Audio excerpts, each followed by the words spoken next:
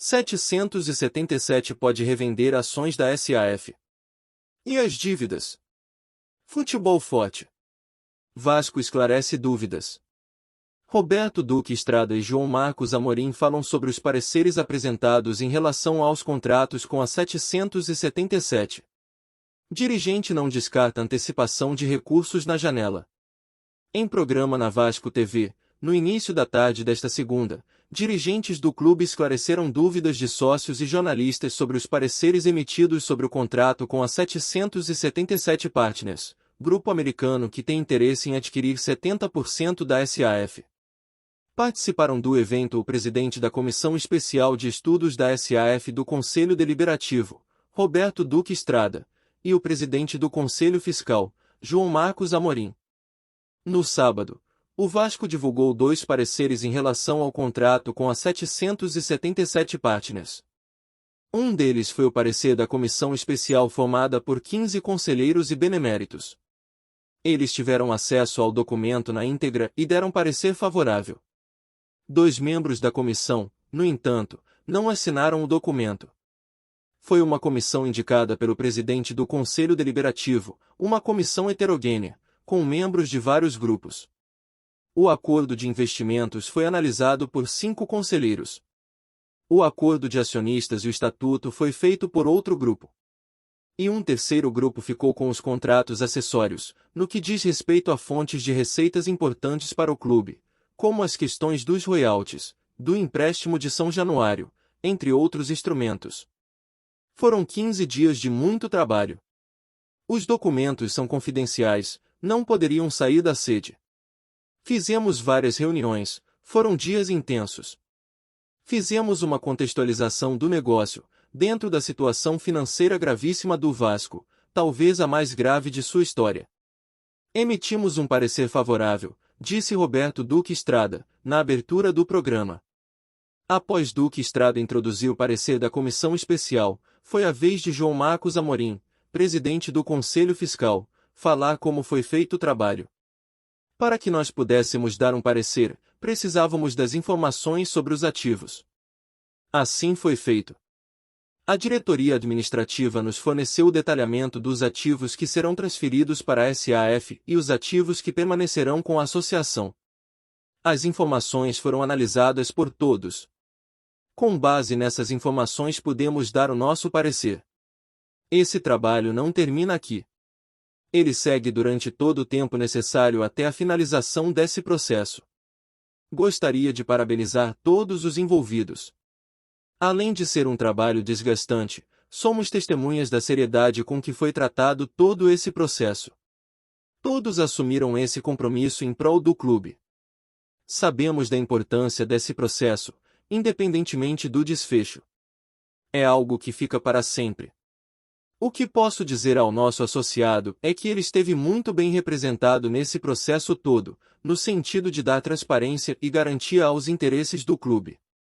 Tudo está alinhado com o que foi apresentado, disse João Marcos Amorim. Questões levantadas. A 777 pode vender a parte dela para terceiros. A SAF será 70% da 777 e 30% do Vasco. Se o Vasco quiser vender ações, vai ter que se submeter às suas regras. Ficaremos no mínimo com 10%. Agora a 777, uma vez que ela comprou e colocou o dinheiro investido, 700 milhões de reais, ela é livre para vender. Agora o Vasco vai ter preferência nessa compra, e há compradores proibidos. Mas a partir do momento que a 777 pagou o preço e comprou as ações, ela é dona e pode vender a participação dela, disse Duque Estrada. O que acontece caso a 777 não investir o valor previsto? A 777 tem até 36 meses para pagar pelas ações. Caso ela não pague nesse prazo, existe um mecanismo no contrato, que permite que o Vasco pegue para ele as ações que não forem pagas. Essa é uma regra do contrato para garantir caso eles não aportem o dinheiro, disse Duque Estrada. Investimento em 2023 e 2024.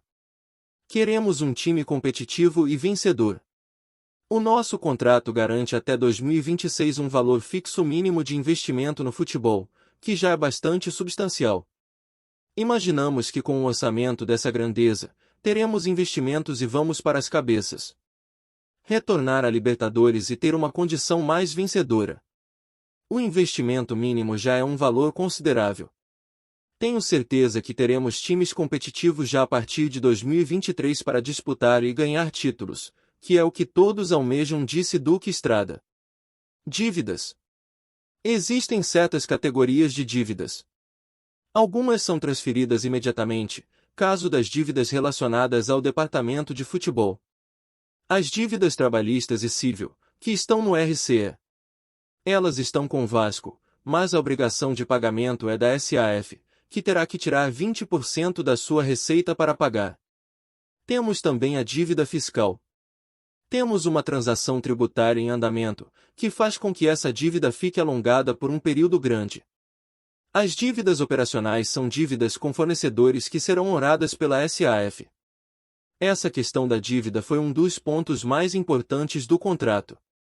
O grande destruidor do Vasco nos últimos anos foi a dívida, disse Duque Estrada. O que acontece em caso de falência da 777? A 777 é um aglomerado. Eles têm seguradoras, companhia de aviações e um braço de entretenimento e esportes. Eles estão trabalhando firme na formação de uma grande empresa. Falar em falência da 777 é uma coisa estrondosa. O que temos é uma cláusula que nos garante a nossa capitalização. Caso eles não aportarem o dinheiro, eles perdem o que compraram. Essa é a garantia que temos. Por que não abrir os contratos?